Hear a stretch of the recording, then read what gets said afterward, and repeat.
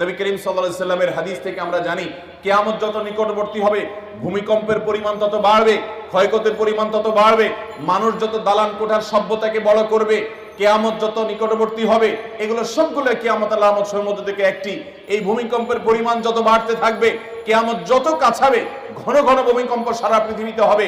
এর ভিতরে বড় আলামত সমূহের মধ্যে থেকে একেবারে কিয়ামতের কাছাকাছি সময় গিয়ে যে ভূমিকম্পগুলো হবে সেগুলো একটা হবে পূর্বে, একটা হবে পশ্চিমে ভূমি ধসের ঘটনা ঘটবে, একটা হবে মধ্যে।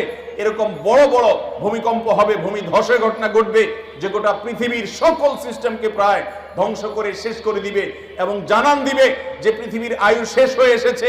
আমরা আজ যে ভূমিকম্পকে মনে করছি না এটার সাথে ধর্মের কোনো সম্পর্ক নেই, এটা নিছক বৈজ্ঞানিক বিভিন্ন সূত্রের আলোকে আমরা বলি যে এই কারণে হয়েছে সেই কারণে হয়েছে, সেগুলো অবশ্যই সত্য হতে পারে, সেগুলোর সাথে কোনো সাংঘর্ষিকতা নেই। যেমন কেন ভূমিকম্প হয়, ভূমিকম্প কেন হয়,